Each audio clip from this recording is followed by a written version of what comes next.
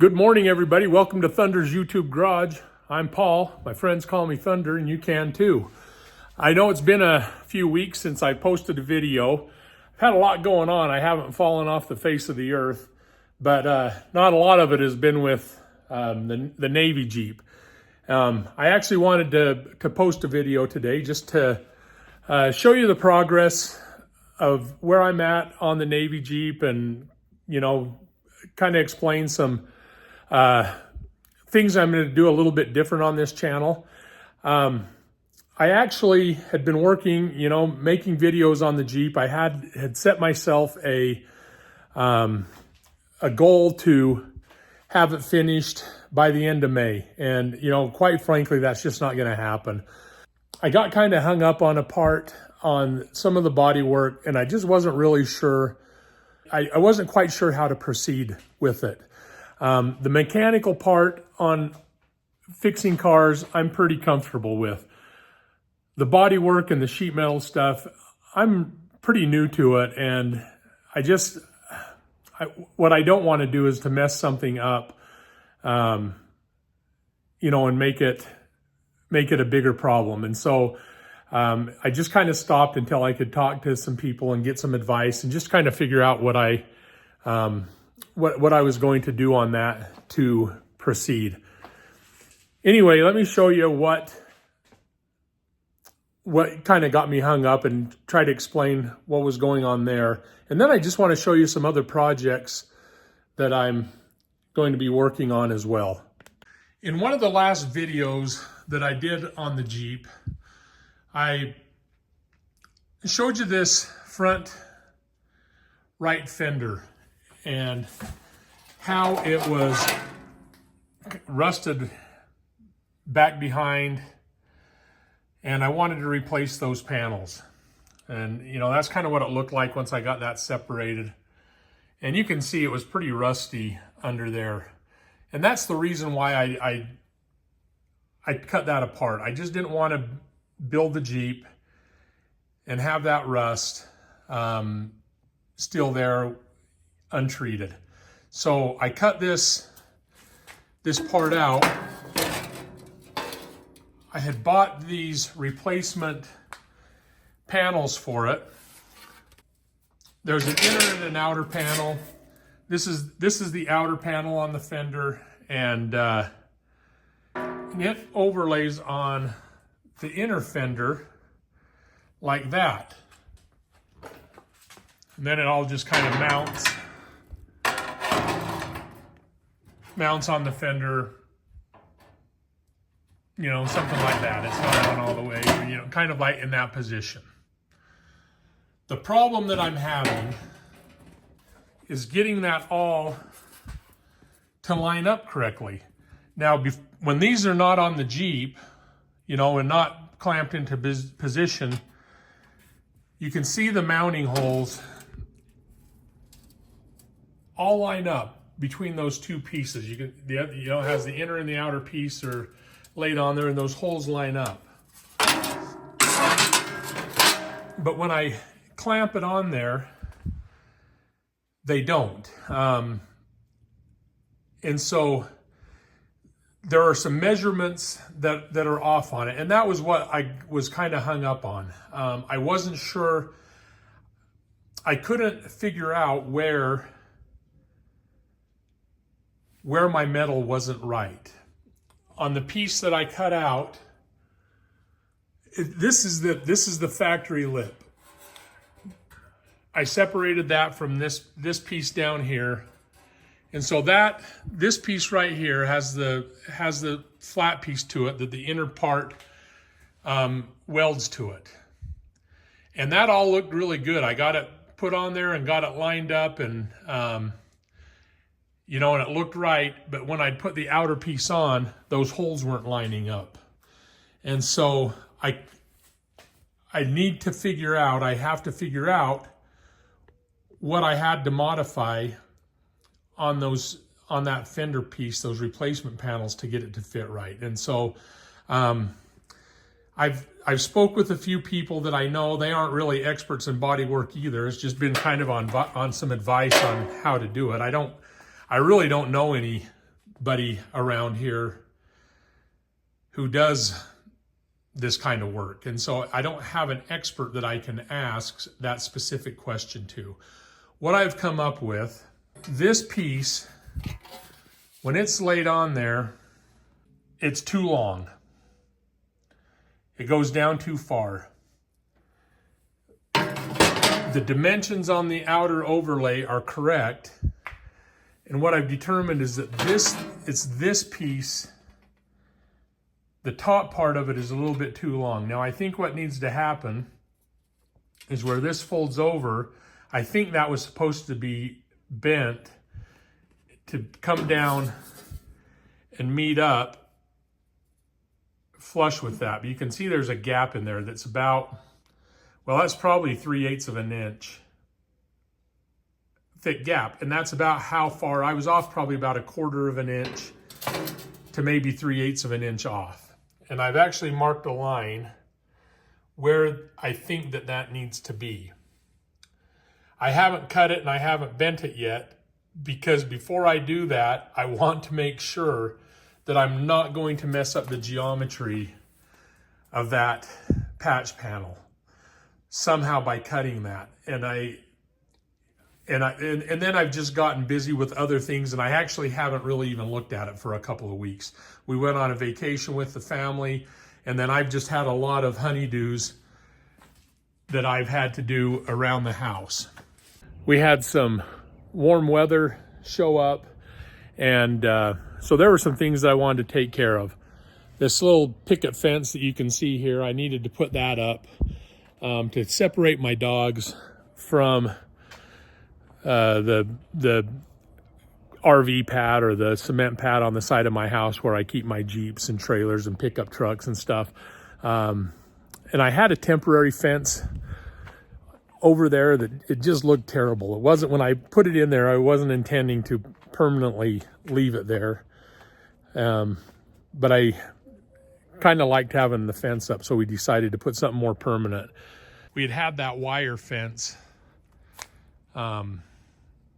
just kind of haphazardly strung along there, and it kept the dogs out, but it really looked bad. So we had to break up some concrete curbing, and then once I put the fence in, I had to fix some sprinklers. But anyway, so that's kind of the stuff that I've been up to here the last couple of weeks, just getting the yard in shape for summer while we had some warm weather. But that's not all I've been up to. I have something else that I want to show you, and it has to do with kind of the direction that I'm going to take this channel. So next to Betty White here, you'll see this Golden Beauty, and this is a 1959 CJ5. I know some of you are probably thinking, man, another CJ5.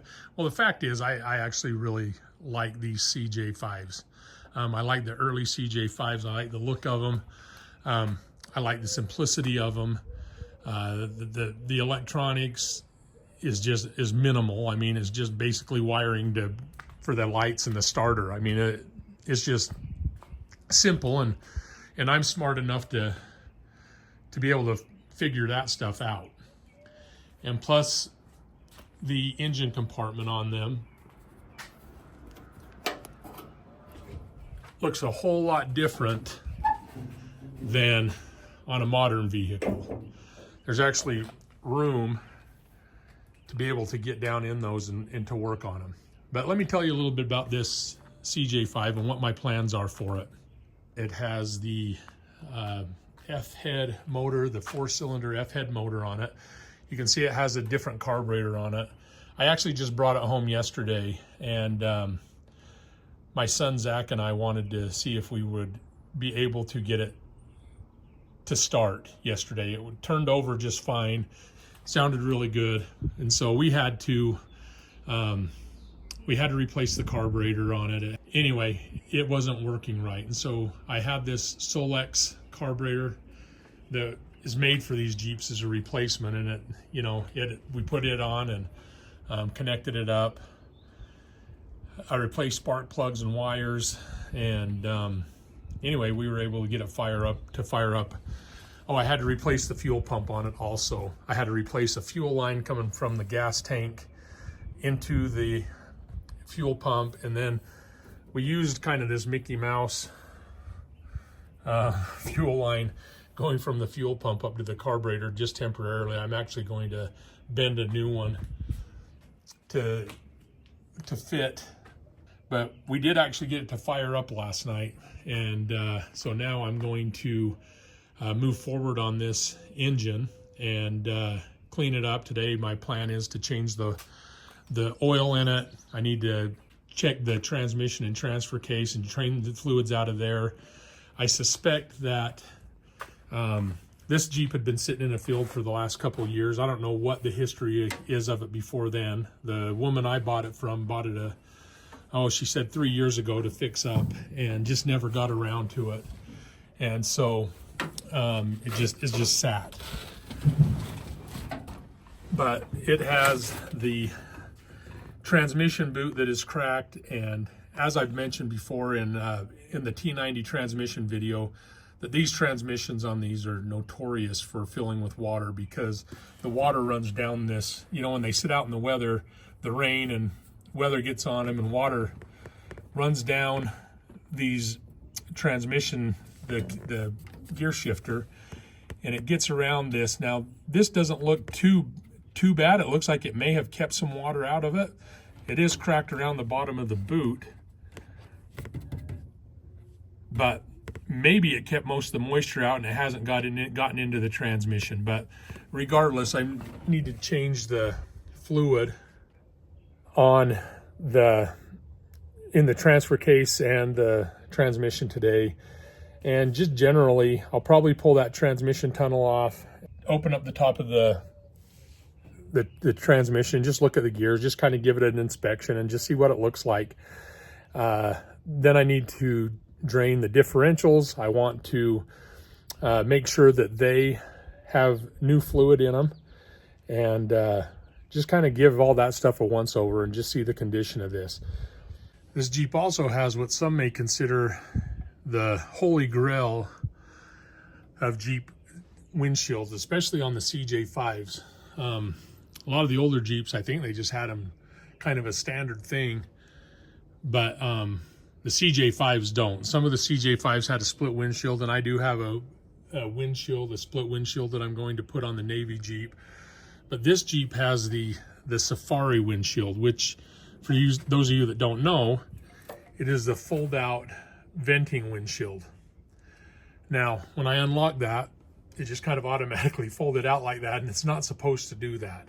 I'm not sure what has happened, but right up along here, that sheet metal looks to me like that has gotten kind of bent back a little bit, and has misaligned all this stuff. I don't know, I can't even think about how that would have happened, but I don't know. As I pull back on this windshield, you can see how that flexes a little bit. And so there's something that's wrong in the hinge. The hinge works on it, but there's something in here, something that's not right with that windshield. And so I'll need to figure that out. I plan to keep this Safari windshield on this Jeep because I think it's really cool. It was one of the reasons that I decided to buy it when I saw it. I just think those are so cool. You can see there's just something that I can't figure out what it is, and I'm going to need to take some time to look at that and try to figure it out. The Jeep is actually in really good condition considering how old it is. I mean, we're in 2024 and it's a 1959, so it's a 65-year-old Jeep. Is that right? Is my math right? Something like that. And anyway, I just think it's really cool, but there's not a lot of rust on it. It's not perfect by any means. This front left fender is a little bit ugly on it. It's got some rust and some work that needs to be done on it. The right side fender, surprisingly, is in really good shape. It has, you know, a little bubbling on it here, but usually these fenders are the ones that are destroyed. I think that people can't see over the hood and aren't quite sure where that fender is, and they smash them into trees and, you know, whatever when they're out four-wheeling them. There is a little bit of cancer on the floors, but that's you know, not unusual. Underneath the hat channel, you can actually see where this has the two splits in it. That's right where the hat channel, which is the bracing that runs under these Jeeps to keep the body, you know, it's the body supports for them. And so, and back in the, you know, up until probably the 70s, sometime they used to put hardwood inside that hat channel as a support.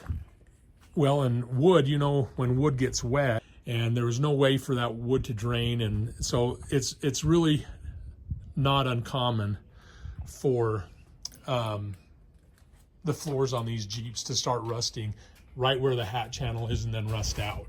There's a hole on that passenger side as well, and again, that's right where the hat channel is. My focus still is on finishing doing the Navy Jeep. I want to finish that one, finish doing the restoration on it. This Jeep, I just want to get it running, that I can have it as a runaround vehicle, one that I can just kind of take around town, that I can hop into and run to the parts store. It has the ball hitch on it. I took that hitch off of the 58, the green CJ5. That one, by the way, her name is Margot. I have, all my cars have a name. And so Margot, and I'm not quite sure what the future holds for Margot. I'm certainly going to keep that half top that Margot has, but I'm thinking I'm going to part this Jeep out or sell it as a complete Jeep with a, you know, the way it sits. It doesn't have any drivetrain in it other than the axles. When I got it, there was no motor. The transmission was just horribly rusted and wasn't any good. And the transfer case wasn't, it had a little bit of rust in it. I think I still have the transfer case for this one. I haven't even looked into it. But I am going to take this half cab off of it for sure and fix it up. And I'll probably use it on the gold Jeep, which her name is Alice. And I'll put that hat channel, or that, not the hat channel, this half cab on Alice. And but I want to use it that I can pull my little trailer, you know, back and forth to the dump or wherever I need to go in it, and not drive Betty White so much. Betty White has her own problems that I need to address, so that I'm going to do that this summer as well. And so going forward with the channel, instead of focusing 100% on getting the Navy Jeep going, the Navy Jeep's name is Billy Boy, by the way. It's a Willys Jeep, when we kind of named that one in memory of my dad, who was an inspiration to me on fixing these cars, and, you know, taught me most of what I know about mechanics and stuff. And his name was Bill. Some people called him Willie, and so we decided to name that Navy Jeep Billy Boy in memory of him, and in, you know, in remembrance of him. This Bantam trailer, that white Bantam trailer, I touched on what it is a little bit in a video as well. I'm going to start working on that this summer also. So I will have basically at least 4 different projects going on at a time. I'm going to just kind of start working on them for a few reasons. One, just to kind of make up the monotony of one project, that Navy Jeep, all the time. I need to do that for my for me, because I have ADD, and I just can't focus on one thing all the time, and I get a little bit bored with it, and I don't want to get I don't want to get bored with a project and just abandon it. So, so I'm going to be working on this trailer a little bit. I'm going to be working on Betty White. I'm going to be working on Alice, and I'm going to be working on Billy Boy, and I will decide what I'm going to do with Margot and what the future holds for her. Okay, well, that's kind of a rundown of where I'm at and where I've been, and you know what's going on next. So if you guys that are watching are interested in any of these projects, please subscribe to the channel. I'm trying to build this channel up. What I'd really like to happen is to be able to get enough subscribers to where I can monetize this channel and continue to build it so that I can afford to keep going on these projects and to kind of help fund them. You know, I don't think that this in any way is going to be a life career for me, but it is something that I enjoy doing, and it keeps me from, you know, sitting around the house and watching television and eating Cheetos, and gets me out doing things and doing the things that I love to do and keeps me active, you know, when I'm not at work. And so, you know, please consider subscribing to the channel if you haven't already. Like the videos if you like them, and share them with your friends. Anyway, remember to love God and to love your neighbor. That is the key to happiness in this life, and I truly believe that. And so I will leave that with you, and we'll see you next time. Thanks for watching.